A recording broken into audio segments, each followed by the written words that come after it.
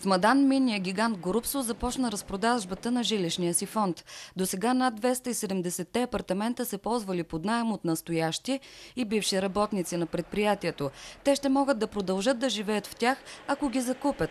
В момента оценките на тези апартаменти са порядъка от 1500 до 2500 до 3000 лева максимум, което това са данъчните оценки фактически на апартаментите. Нашата идея е тези апартаменти да преминат в ръцете на хората и те да могат да си ги стопанисват, тъй като предприятието вече има други приоритети. Поддържането на жилищен фонд не влиза в нашите сметки от тук нататък. Въпреки че се продават на символични цени, много семейства не могат да си ги позволят и са застрашени да останат на улицата.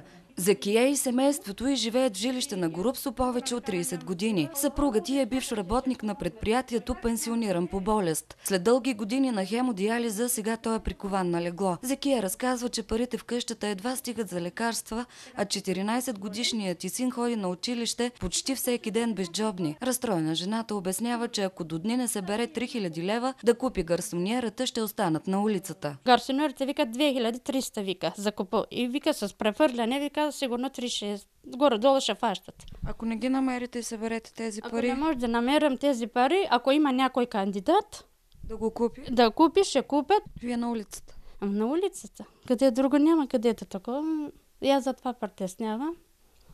Имате дете? Имам едно момче, имам 14 години. 9 клас сега тази година. Работите ли нещо? И аз сега в момента съм съкратена. Накарвах да ме съкратят заради за моя да гледа. Една седмица вече, както ме съкратиха. На бюро съм такова, не регистрирала съм на бюрото. Ще вземам съкращение. Тежко ли е? Ама тежко, то живота, както да ти казвам, трудна работа. То сме така, то нашия живот така е винаги. Не може да.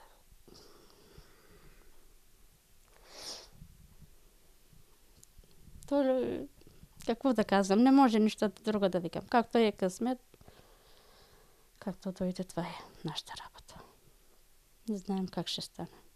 Екипът ни отива в Горубсо с въпрос, ще оставят ли Закия и семейства в подобно състояние на улицата. Нашето намерение не е да оставяме някой на улицата или някой да остане без жилища, просто да бъдат продадени тия апартаменти.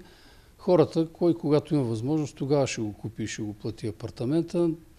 Аз мога да поема ангажимент, че никого няма да изхвърлим от жилището му и няма да бъде оставен на улицата.